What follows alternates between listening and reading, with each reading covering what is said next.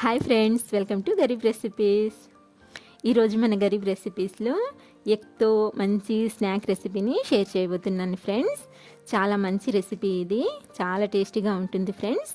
ఎప్పుడు ఒకేలా కాకుండా ఇలా కొంచెం డిఫరెంట్గా, కొంచెం కొత్తగా స్నాక్స్ చేసి పిల్లలకి పెట్టారంటే చాలా ఇష్టంగా తింటారండి.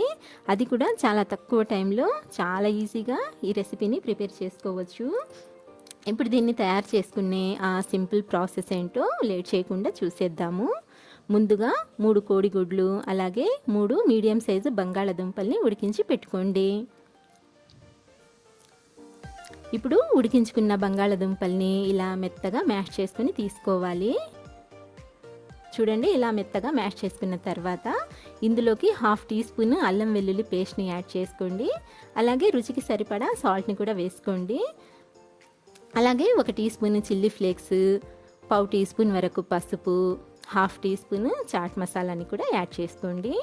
ఇప్పుడు సన్నగా తరిగిన కొత్తిమీరని 1/4 కప్పు వరకు వేసుకోండి. దీని ఫ్లేవర్ చాలా బాగుంటుందండి. దీన్ని కొంచెం ఎక్కువగా అయినా వేసుకోవచ్చు. ఇలా అన్నీ వేసుకున్న తర్వాత ఇప్పుడు ఈ మిశ్రమాన్ని చక్కగా ఒకసారి బాగా కలిపేసుకుందాము. చూడండి, ఈ విధంగా బాగా కలుపుకున్న తర్వాత ఇప్పుడు మనము ఉడికించి పెట్టుకున్న ఈ కోడిగుడ్లని పైన పొట్టుని తీసేసి ఇలా హాఫ్కి అంటే సగానికి కట్ చేసి పక్కన పెట్టుకోండి. ఇప్పుడు మనము ప్రిపేర్ చేసుకున్న ఈ బంగాళాదుంప మిక్చర్లోని కొద్దిగా పిండిని తీసుకొని, కొద్దిగా మిశ్రమాన్ని తీసుకొని, చూడండి ఇక్కడ చూపించే విధంగా ఇంత తీసుకుంటే, ఈ క్వాంటిటీలో తీసుకుంటే సరిపోతుందండి. ఇప్పుడు దీన్ని ఇలా అరచేతిలోకి పెట్టుకొని మనము వడలు ఎలా అయితే ఒత్తుకుంటామో ఇలా ఒత్తుకొని ఇప్పుడు మధ్యలోకి ఒక ఎగ్ పీస్ని ఇలా ఉల్టాగా పెట్టుకోండి. ఆ తర్వాత ఈ మిశ్రమంతో మొత్తం అంతా ఇలా కవర్ చేసేయండి. చూడండి, ఇలా కవర్ చేసేసి కొంచెం ఇలా అడ్జస్ట్ చేసేసుకుంటే దీనికి మంచి షేప్ అనేది వచ్చేస్తుందండి. చూడండి, ఈ విధంగా ప్రిపేర్ చేసుకున్న తర్వాత వీటిని ఒక ప్లేట్లోకి పెట్టుకోవాలి. ఇలాగే అన్నింటినీ ప్రిపేర్ చేసుకున్న తర్వాత ఇప్పుడు ఒక బౌల్లో బ్రెడ్ క్రమ్స్ని తీసుకోండి. అలాగే ఇంకొక బౌల్లో 3 టేబుల్ స్పూన్ల వరకు మైదా పిండిని తీసుకోండి. ఇప్పుడు ఈ మైదా పిండిలో చిటికెడు సాల్ట్, 1/2 టీ స్పూన్ కారం వేసుకొని ఇందులో కొద్దిగా వాటర్ని వేసుకొని దీన్ని పల్చటి మిశ్రమంలాగా కలుపుకోవాలి. చూడండి, కన్సిస్టెన్సీ ఈ విధంగా ఉండాలండి. మరీ పల్చగా ఉండకూడదు, అలాగే మరీ చిక్కగా కూడా ఉండకూడదు. ఇలా ప్రిపేర్ చేసుకున్న తర్వాత ఇప్పుడు ఈ ఎగ్ స్నాక్ని ఇందులో ఫస్ట్ ఈ మైదా పిండి మిశ్రమంలో డిప్ చేసుకోవాలి. చూడండి, ఈ విధంగా డిప్ చేసుకున్న తర్వాత ఇప్పుడు దీన్ని బ్రెడ్ క్రమ్స్తో కోట్ చేసుకోవాలి.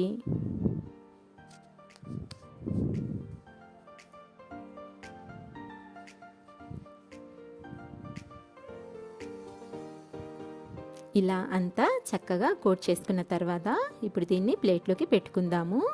ఇదే విధంగా అన్నింటినీ కూడా ప్రిపేర్ చేసి తీసుకోవాలి.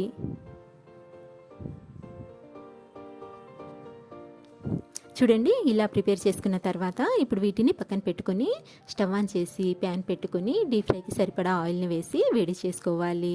ఆయిల్ బాగా వేడైన తర్వాత ఇప్పుడు ఈ స్నాక్ని ఇందులో వేసి డీప్ ఫ్రై చేసుకోవాలి. గ్యాస్ని అయితే మీడియం ఫ్లేమ్లో పెట్టుకోండి ఫ్రెండ్స్, హై ఫ్లేమ్లో పెట్టొద్దు, అలాగే లో ఫ్లేమ్లో కూడా పెట్టొద్దు.